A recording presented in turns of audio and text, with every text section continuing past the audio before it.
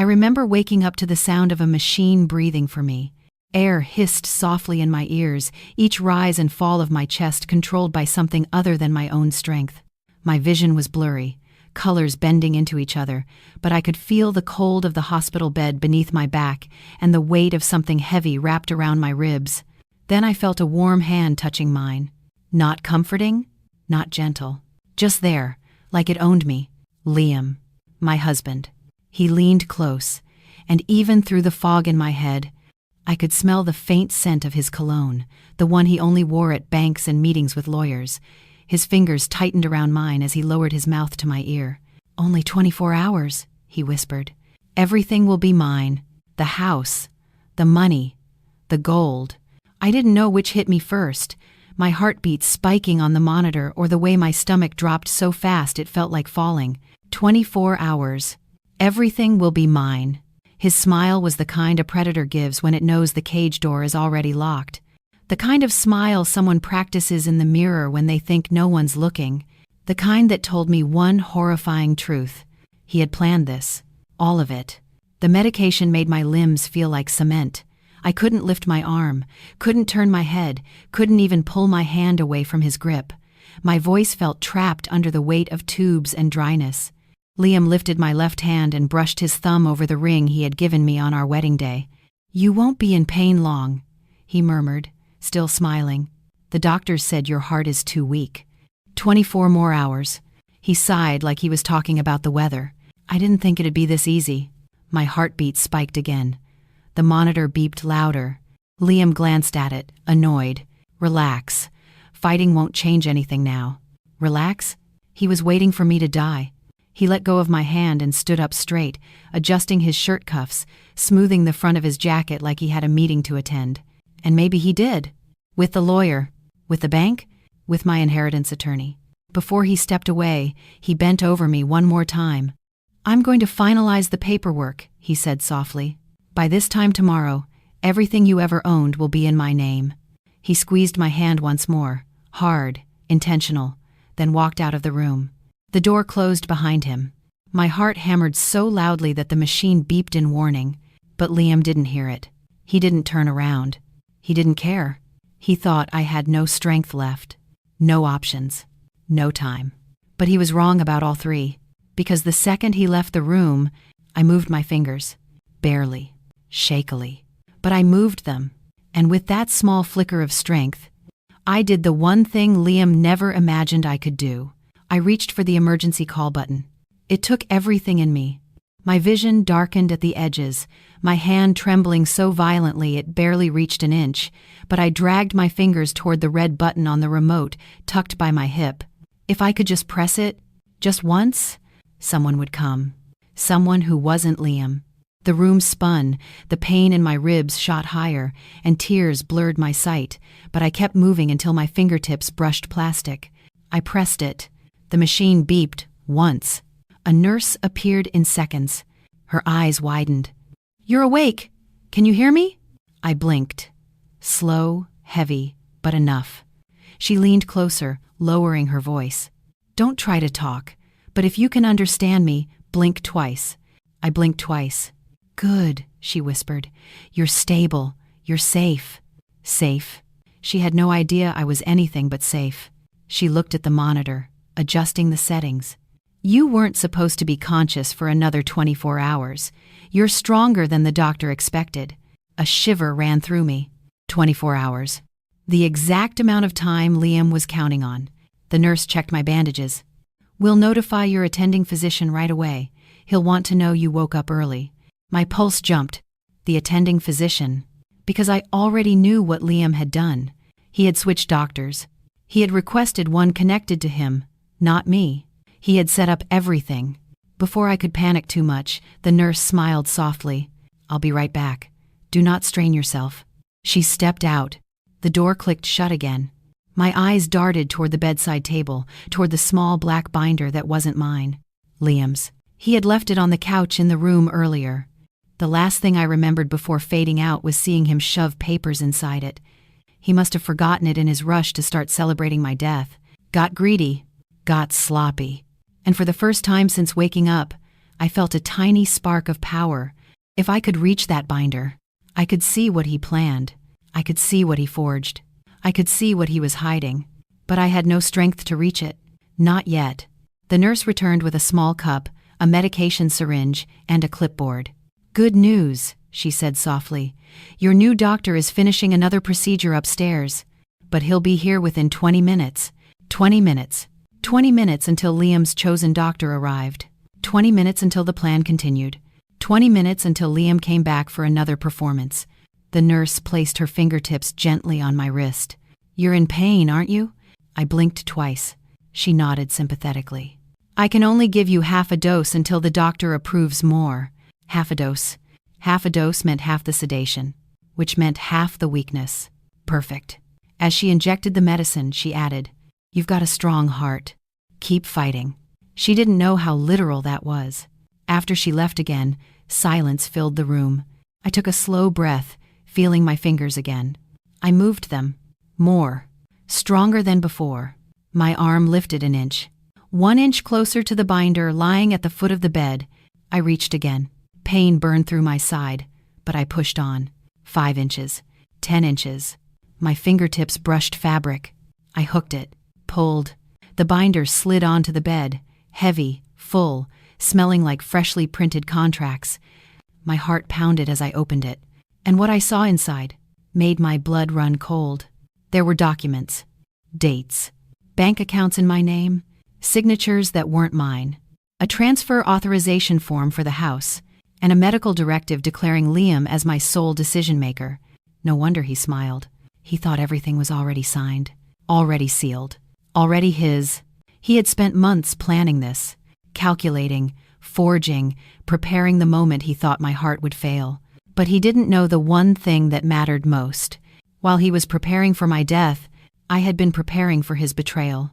And before I passed out the night before the accident, before everything, I had already done something that would destroy his entire plan. He thought I had no strength left, but I wasn't dying. I was waking up. The moment I closed the binder, the doorknob clicked, not softly, slowly, like someone wanted to make sure I heard it. Liam. He stepped into the room with a cup of coffee and a smile that didn't belong anywhere near a hospital bed. He didn't look surprised to see me awake, not even a little. "So," he said lightly, "you're conscious again. Perfect timing. Perfect timing." That phrase slid under my skin like a needle. He set his coffee down on the table and pulled up the chair beside my bed. "You look better than earlier," he said, brushing his fingers over my wrist. The machine beeped in warning. He glanced at it and smirked. "Relax. I told you, only 24 hours. Then his eyes shifted, sharp, calculating, toward the foot of the bed. I froze. The binder. It was inches from me, slightly moved from where he left it. His eyes narrowed. "Did the nurse move that?" My heartbeat spiked. The machine beeped again. "I told her not to touch my things," he said softly. "Some people don't respect boundaries." He reached for the binder. I tightened my fingers around the sheet, praying he wouldn't notice how close it now sat to me. But fate intervened. A knock on the door. The nurse, the same one who had encouraged me moments earlier, peeked her head in. "Mr. Lawson? I need to check her vitals." Liam leaned back, forced to give space. "Sure," he said through clenched teeth. "I'll step out for a moment." But before leaving, he leaned down and whispered into my ear, "Try anything, and I'll know." The chill that ran through my spine wasn't medical. When the door closed, the nurse slipped to my bedside. "Are you okay?" she whispered, her voice low and urgent. I blinked twice. She nodded. "I saw your heartbeat spike the second he walked in. I know fear when I see it." My eyes burned with something between relief and panic. She glanced toward the door, then lowered her voice even more. "You're not safe with him in here. Your chart looked strange. Someone put in a request to limit your visitors except your legal decision-maker. Liam. He was already trying to cut me off from everyone." The nurse checked the hall again. "Do you have someone you trust?" she asked quickly. "A father? A sister? Anyone?" "Yes." I did. I blinked twice. She nodded. "Okay, I'll get your phone." My phone. But the last person I called before the accident was my lawyer. Not the one Liam thought I had. My personal lawyer, the one who handled my mother's old inheritance before Liam ever came into my life. The same lawyer who told me, "If you ever sense danger, call me. There are protections already in place." The nurse retrieved my phone from the drawer beneath the monitor, slipping it carefully into my hand. "Only a few minutes," she whispered. "I'll guard the door." My fingers trembled, but they moved, painfully slow. I opened my recent calls. The name glowed at the top. Attorney Brooks, private line. I tapped it. It rang once, twice. Then a voice answered sharply. "Where are you? I've been trying to reach you since last night." I blinked twice, hard. He understood instantly. "Are you somewhere he can hear you?" I blinked once. "Okay," he said. "Just listen." The nurse's shadow remained in the doorway, blocking anyone from entering. "I received the documents," the lawyer continued. "Your emergency directives were processed yesterday morning. Your request was approved." My heart stopped. Approved. Approved. He continued, "You changed your beneficiary. You changed your decision maker. You changed everything." I felt lightheaded, because I remembered now. I had felt something was wrong with Liam for weeks. The late-night phone calls, the secret meetings, the sudden pressure for me to sign routine papers, the fact that he insisted on hiring a new doctor for me. So yesterday morning, while he was in the garage cleaning up, I drove myself to Attorney Brooks' office. I changed every legal document tied to my name. I removed Liam from every position of authority: medical decision maker, property beneficiary, financial access, inheritance successor, emergency contact, and I replaced him with someone he would never suspect, someone he believed I barely spoke to, someone he could never manipulate. My father. Attorney Brooks' voice softened. "You did the right thing. You were smart. And based on what I've seen, your instincts saved your life." My throat tightened. "Saved my life." The nurse looked back at me, nodding encouragingly. "Liam has already tried to contact the hospital administration," the lawyer continued. "He thinks he still has legal authority over you, but he doesn't. Not anymore." I blinked hard again. "You're protected," he said. "In fact, your father should be arriving soon. I called him myself when you didn't answer last night." My father. He was already on his way. My vision blurred with tears. The lawyer lowered his voice. "And there's one more thing." I held my breath. "Your mother's gold? The property title? The inheritance?" I blinked once. "They're not in your name alone anymore." He paused. "They're locked into a trust Liam has zero access to." My breath shook. Liam thought everything would be his in 24 hours. But legally, he owned nothing. Nothing. The door handle shifted. Liam. Back again. The nurse rushed toward the hall. "I'll stall him," she whispered. "Hide the phone." I slid the phone under my leg, and within 2 seconds, Liam entered, smiling. Too wide. "Did I miss anything?" he asked. I kept my face blank. The nurse spoke calmly. "Just checking vitals, sir." He nodded. Then his eyes slid to the binder. He froze. The binder had moved again. The nurse must have nudged it while adjusting my blanket. Liam tilted his head, suspicion rising like smoke. He moved closer. "Why is this open?" he asked quietly. The nurse answered quickly. "It fell open when I pulled the chair." Liam stared at me, studying me. For a moment, he wasn't smiling. For a moment, his real face showed, cold, calculating, cruel. Then he grabbed the binder. "My lawyer will be here soon," he said. "We'll finish everything today." His lawyer? Not for me, for his plan. But his plan had a fatal flaw. He didn't know the documents inside that binder were worthless now. He didn't know his 24-hour countdown was already dead.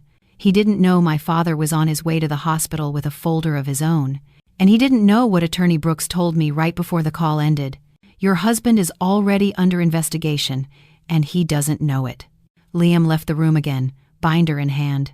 The nurse whispered, "We need to keep you safe until your father gets here." I blinked. She nodded. "He's only 20 minutes away." 20 minutes? I could make it. I had to, because Liam believed I had no time left. But what he didn't know was this. His clock, not mine, was the one running out. The next 20 minutes felt longer than the night I almost died. I lay still in the hospital bed, forcing my heartbeat to stay steady every time footsteps passed the door. The nurse remained nearby, pretending to update charts but never taking her eyes off me. Liam disappeared for several minutes, probably to call his lawyer, to prepare the final push of his plan. He thought he was tightening the net around me. He didn't know the net was gone. He didn't know he was standing over a trap he built for himself. The hallway became louder, voices, hurried steps, a metallic cart rolling by. One voice rose above the others. "Where's my daughter? Move! Move!" My chest tightened. "Dad." The nurse peeked out into the hallway and immediately stepped aside. "Sir, she's inside, please, take a breath." But Dad didn't take a breath. He didn't stop. He didn't slow. He stormed into the room like a storm breaking open, jaw set, coat half-zipped, hair windblown, eyes burning with fear and fury all at once. "Baby," he said, stepping straight to my side. "I'm here. You're okay now." For the first time since waking up, my lungs loosened. Dad cupped my face gently, his palms warm and grounding. "What happened?" he whispered. "Who did this to you?" Before I could blink twice in answer, the door swung open again. Liam. He walked in with a man in a navy suit, his lawyer. Both of them froze when they saw Dad. Dad didn't turn. He just spoke calmly, voice deep and dangerous. "You have 10 seconds to leave my daughter's room." Liam forced a smile. "Mr. Brooks, you're early." Dad finally turned, slowly.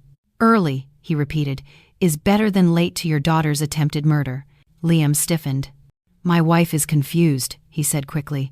"She's medicated and—" Dad stepped forward, blocking the space between Liam and the bed. "You say one more word about her being confused, and I will remove you from this room physically." Liam's lawyer cleared his throat, trying to sound calm. "Mr. Brooks, my client simply wants to ensure that all legal directives are—" Dad held up a folder. A thick, official folder. "You mean these directives?" Dad asked. Liam froze. His lawyer blinked. "What directives? Exactly?" Dad opened the folder slowly, deliberately. "The ones I had notarized yesterday," he said. "The ones your client doesn't know exist." Liam's face drained of color. "Wait, what are you talking about?" Dad ignored him and continued speaking to the lawyer. "You see, my daughter suspected something was wrong. She came to me, we met with Attorney Brooks, and she moved every legal asset she owns into a protected trust." I blinked once. Dad smiled at me softly. "With me, as the trustee." The room fell silent. Liam's mouth slowly opened. That can't be right. That's not possible. She didn't have time." "She did," Dad said sharply. "She made time, before whatever accident you arranged landed her here." Liam took a step back. "That's a lie," he whispered. "No," Dad said. "That's a fact." The lawyer's eyes darted between us. "Let me see the documents." Dad handed him the top sheet. The lawyer's eyebrows knitted. "This is stamped," he muttered, "and filed, and approved." Dad nodded. "Correct." Liam lunged forward, trying to grab the paper. "Give me that." The lawyer snatched it out of reach. "No, Liam, you didn't tell me any of this." Liam's voice shook. "I didn't know she wasn't supposed to. She couldn't have—" Dad cut him off. "You planned to take everything she owned, right down to her mother's gold." Liam's eyes snapped to mine. "You told him?" I didn't blink. "I didn't have to," Dad continued. "And you planned to do it by using a forged directive that named you her sole beneficiary if she died." The lawyer slowly turned toward Liam. "Did you forge anything?" Liam sputtered. "No, I only used templates." She said she agreed. She was unconscious, you idiot," Dad snapped. The lawyer stepped back from Liam, disgusted. "I can't represent you if you've committed fraud." "Fraud?" Liam hissed. "I didn't forge anything." Dad held up another document. "Oh? Then why is your handwriting on this medical authorization request submitted last night? The one attempting to transfer decision-making to you?" Liam's face turned white. That's just a request. With my daughter's name signed in your handwriting." The lawyer dropped his pen. "Liam, this is criminal." The machine beside me beeped faster, not from fear this time, but adrenaline. Dad put the forged paper safely in the folder. And just so you know, Liam, he leaned forward. I turned these into the hospital administration the minute I stepped in. They've locked your access. Liam's voice cracked. You can't do that. Dad smiled. I just did. Liam took a step forward, voice rising into panic. She's my wife. I have rights. Dad stepped directly into his path. No, you had rights before she filed the amendments. Liam stared at me, wild, furious, betrayed. You changed everything? I blinked once. His face twisted. What did you do? He shouted. Dad stood taller. She protected herself, he said evenly. Something you never expected. The lawyer cleared his throat again. I'm afraid I have to withdraw as counsel, he said bluntly. Liam whirled on him. You can't withdraw. You can't leave. We had a plan. The lawyer backed up. No, you had a plan. And you didn't disclose any of this. If I stay, I'm risking my license. Liam lunged, but the nurse appeared instantly. Sir, she said sharply, you need to step back now. Liam froze. Not because of her, because 2 security officers appeared behind her. Mr. Lawson, one officer said calmly, we need to speak with you. Liam's voice broke. No, this isn't happening. She was supposed to die. The entire room went still. Dad's eyes widened. The nurse gasped. Even the lawyer stepped back, horrified. Liam slapped his hand over his mouth. I didn't mean that. I meant she was supposed to be unconscious. Dad moved faster than I'd ever seen. He grabbed Liam by the shirt. If she had died, Dad said, voice shaking with cold rage, it would have been because you planned it. Security stepped forward. Sir, one officer said to Dad, we've got him. Dad let go slowly. The officers took Liam's arms. Mr. Lawson, we need to escort you to speak with administration and risk management. Liam jerked against their grip. You can't do this. She's lying. She's tricking you all. His eyes darted to me. You ruined everything. I blinked once, steady, and Liam finally realized something. I wasn't the weak one. He was. As they dragged him out, he screamed, You can't take it away. It was supposed to be mine. All of it. Mine. The officers shut the door. Silence filled the room. Dad exhaled, shoulders lowering. He turned to me, voice softening instantly. It's over, he whispered. You're safe now. But I knew something he didn't. This wasn't the end. Not even close. Because in Liam's binder, beneath the forged papers, beneath the false directives, I had found one document he didn't want anyone to see.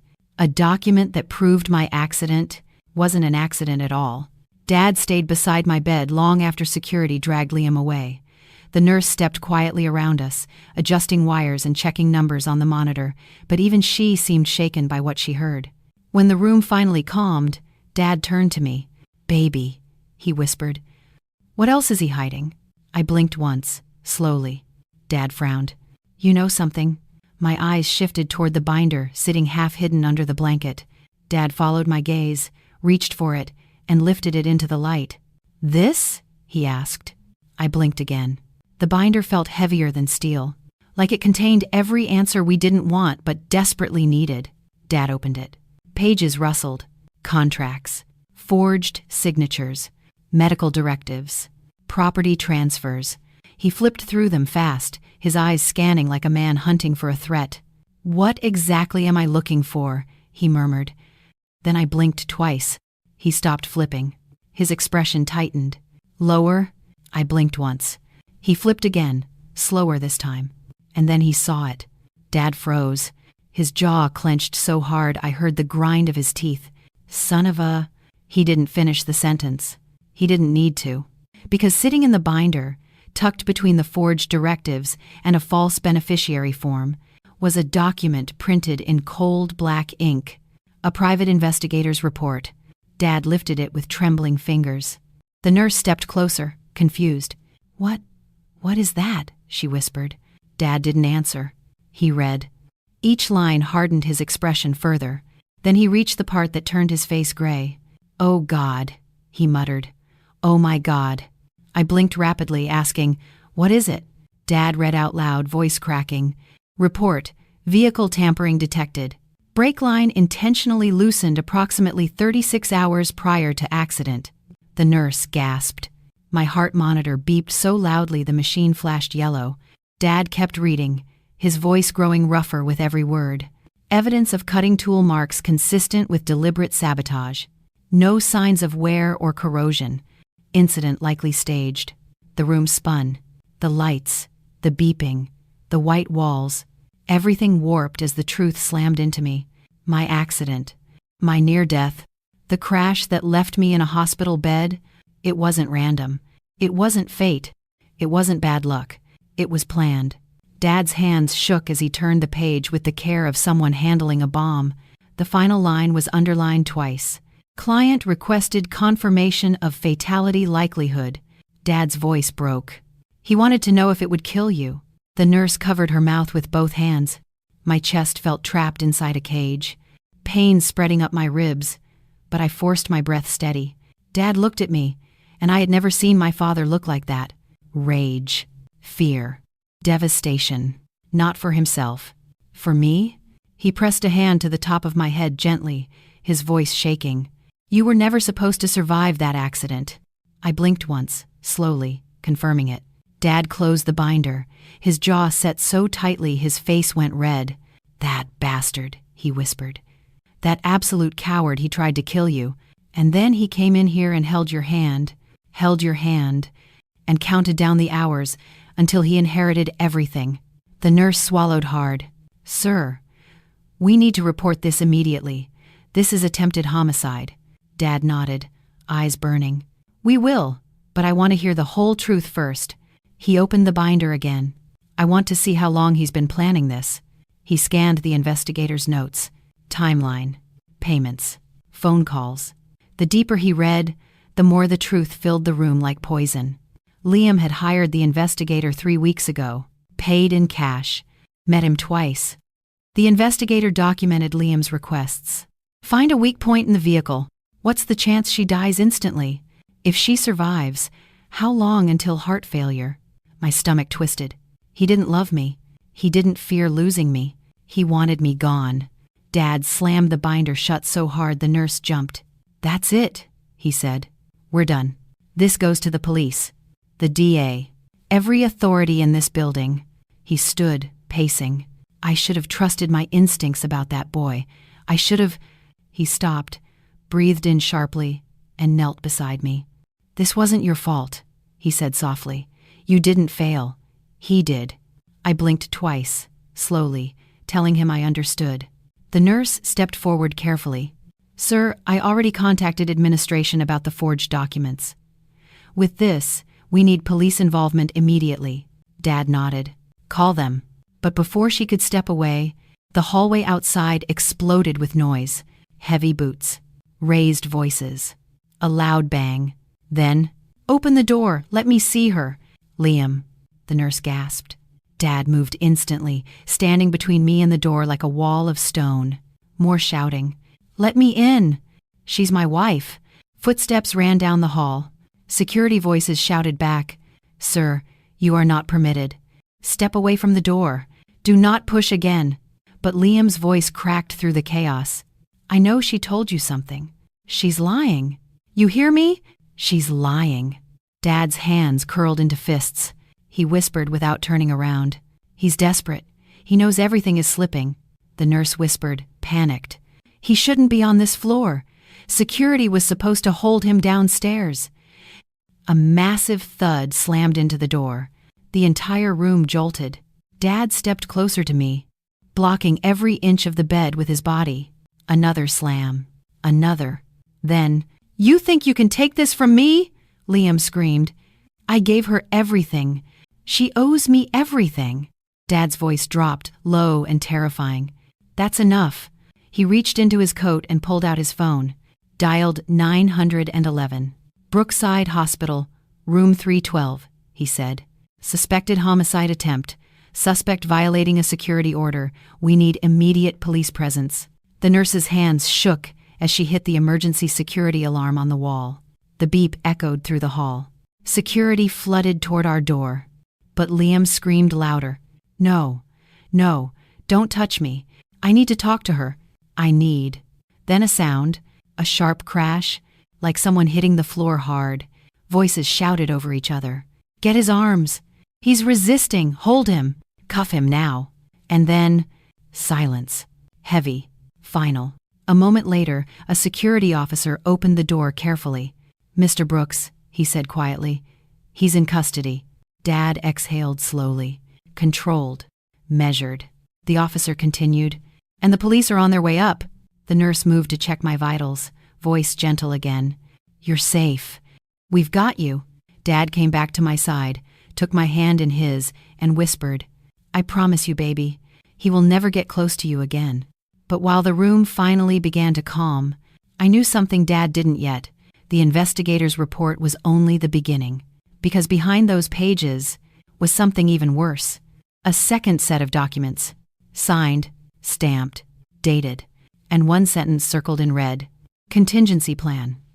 If initial attempt fails, the room slowly returned to a fragile calm, but inside my chest, my heartbeat refused to settle. Dad stood at my side again, one hand gripping the rail of the hospital bed like he was anchoring me to this world. The security officer stepped out. The nurse whispered that the police were minutes away. And yet, the dread in my stomach kept growing. Because the binder wasn't done revealing the truth, not even close. Dad noticed the tremor in my breathing. Baby, he murmured gently. It's over now. I blinked once, but then I blinked twice. Dad's expression shifted instantly. What else? He asked. I slid my eyes toward the binder again. He picked it up carefully, like it was a snake that might strike, and opened it to the section beneath the investigator's report. The section I hadn't dared look at for more than a second. The section with the red circled line. Dad flipped the page. Then his face drained of color. Oh, my God. The nurse stepped closer. Sir? What is it? Dad read aloud, his voice cracking with disbelief and fury. Contingency plan. If initial attempt fails, proceed with secondary opportunity at medical facility.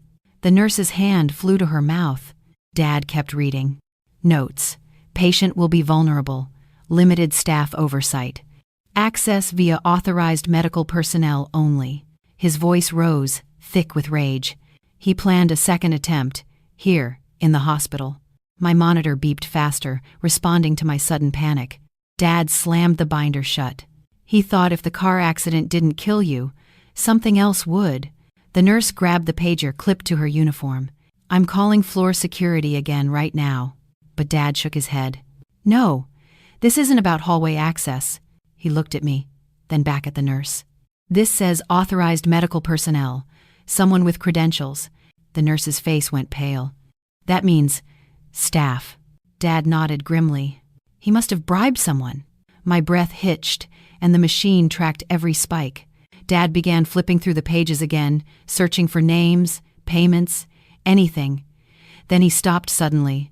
There, a short paragraph. Handwritten. A name. Dr. Hollis. My attending physician. The same doctor Liam had insisted on assigning to me 2 weeks ago.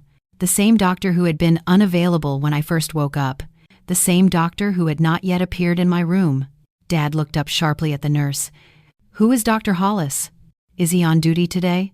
The nurse swallowed hard. I don't know. He was scheduled earlier, but he didn't check in yet. Dad's eyes narrowed. Or maybe he was told not to until Liam did something. The nurse backed away, shaking. I need to alert administration. This is serious. This is... She froze mid-sentence. Footsteps echoed in the hallway outside. Slow, heavy, deliberate, not rushing like security, not running like police, but steady, moving directly toward our door. Dad stepped in front of me again, his body blocking the bed. Get behind me, he half whispered, though I couldn't move at all. The footsteps stopped outside the room. The nurse edged backward toward the emergency alarm. The doorknob turned, very slowly. Dad tensed, fists clenched at his sides. The door creaked open, and a man stepped inside. Tall, gray coat, hospital badge, Dr. Hollis. His eyes flicked to the binder in Dad's hand, the pages sticking out, the red circled note visible. His expression didn't change. Not surprise, not fear, just annoyance.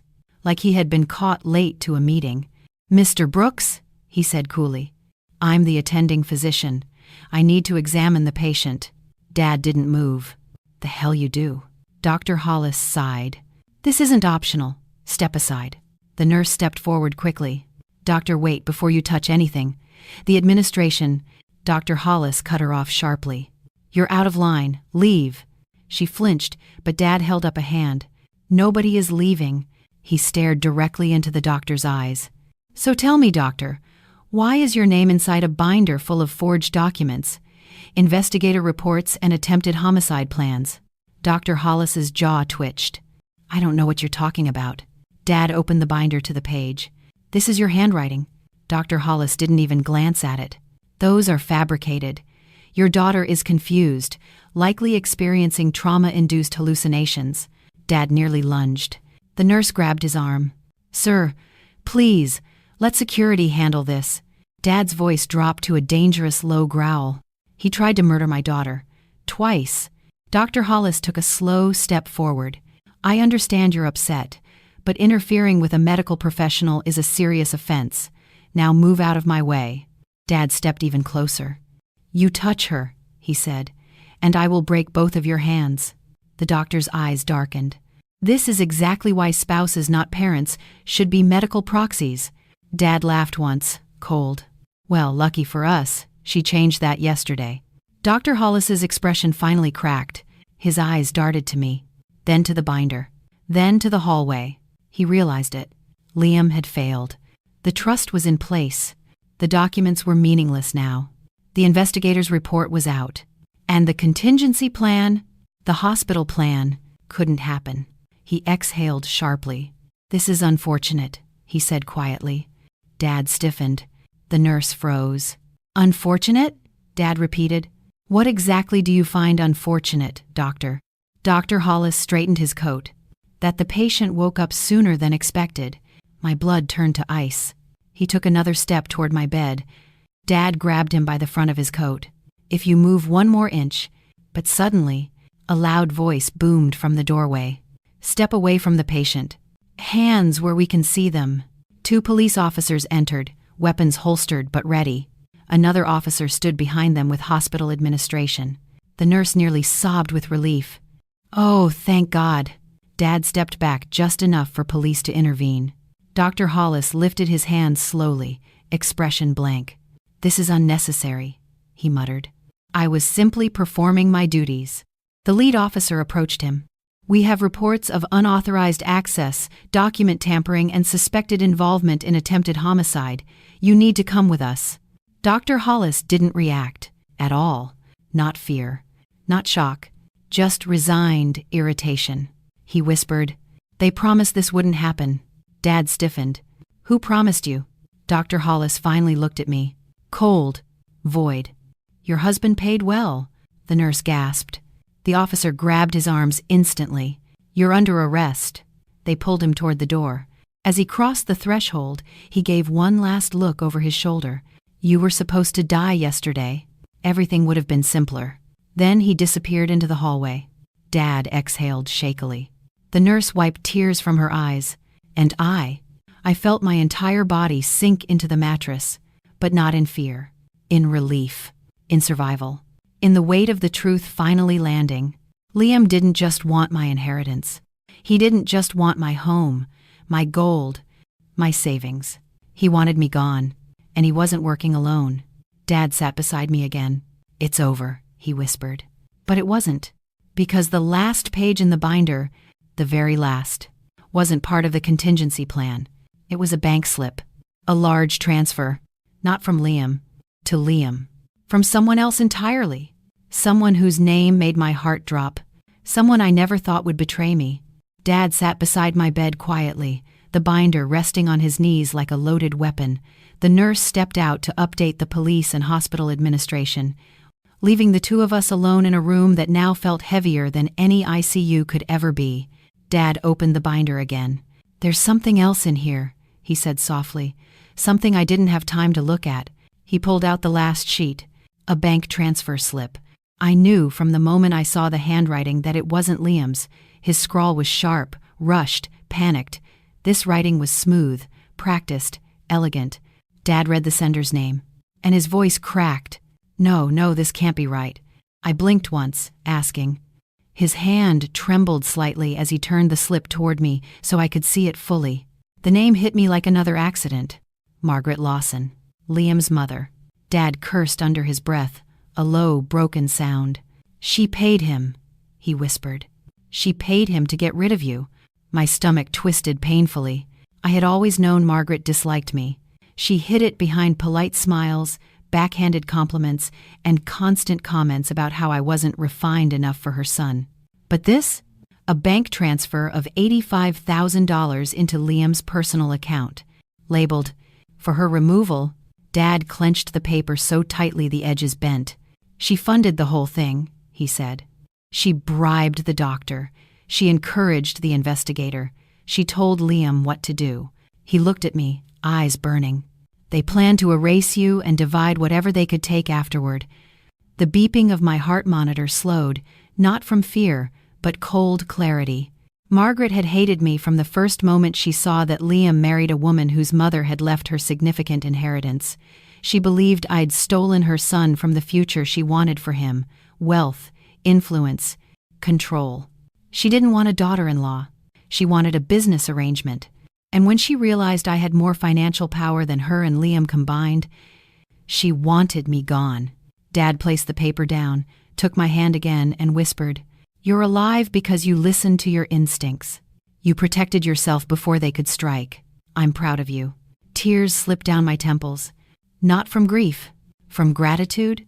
A soft knock broke the silence. The door opened just enough for the nurse to whisper, "Sir, the police want to speak with you both." Dad stood up, kissed my forehead, and whispered, "I'll be right outside. You're safe now." He stepped into the hallway, his voice strong and steady as he spoke with the officers. The nurse stayed with me, adjusting the blankets, her hands gentle. "You're incredibly brave," she said. "I don't know how you stayed calm through all of this." Calm wasn't the right word. I was simply done being weak, done being controlled, done being underestimated. Within minutes, Dad returned. "Baby," he said. "They arrested Margaret too." I blinked twice in shock. Dad nodded. The officers found messages on Liam's phone linking her directly to the payments and the planning. "She's already being booked." He sat beside me again, exhaling for what felt like the first time in hours. "It's over," he said softly. "They can't touch you again. Either of them." For the first time, I believed it. Not because Liam was gone, or because Margaret was exposed, but because of something deeper. I had saved myself. Before the accident, before the hospital, before the 24-hour countdown began, I hadn't been the weak one. I had been the one who acted first. The nurse checked my vitals one last time. "Your numbers are finally stable," she whispered. "Rest is the best thing for you now." Dad turned off the overhead lights and sat beside me, one hand gently brushing my hair as the machines hummed softly in the background. "Sleep, baby," he murmured. "You're safe, and when you wake up, we'll rebuild everything they tried to take." I closed my eyes, sinking into the pillow, and for the first time since the accident, my body finally let itself rest. I woke 2 days later with no tubes in my nose, no sedation fog, and no fear gripping my spine like ice. Dad was still there. Probably hadn't left the building. His coat was draped over the chair, his coffee cup long empty. When he saw my eyes open, he smiled through the exhaustion. "You ready for some news?" he asked. I blinked once. "The district attorney is filing charges for attempted homicide, fraud, conspiracy, and medical tampering," he said. "Liam will be in prison for a long, long time." I blinked once again. "And Margaret?" he added with a hint of a smirk. "Oh, she's furious. Tried to blame Liam for everything. But the bank slips, the texts, the payments, it's all in writing. She won't escape this." My breath came easier, my chest lighter. Dad squeezed my hand. "Baby, you survived the worst people could throw at you." I blinked once, then again. Dad laughed softly. "You want to know the best part?" I blinked. "The police chief told me something. When Liam screamed in the hallway about the house being his, the money being his, they checked the trust documents." He leaned forward. "Everything you transferred, the house, the gold, the inheritance, is completely safe under your name and mine as trustee. He can't even contest it. I felt warmth spread through my chest, relief, triumph, justice. I blinked once more. Dad smiled. You didn't lose anything. You didn't fail. You didn't break. He brushed a strand of hair from my forehead. You won! Weeks later, I walked out of the hospital with Dad beside me, breathing fresh air that didn't smell like antiseptic and fear. The sun warmed my skin. A soft breeze touched my face. And for the first time, I felt free. Not because Liam was gone, not because Margaret was exposed, but because I had saved myself and I had learned the truth. Sometimes the people who smile at your weakest moment are the ones praying you never get back up. But I got up, and they fell. Every last one of them. Did you like my story? Tell me in the comments where you're watching from. Don't forget to like the video and subscribe. More life stories are waiting for you.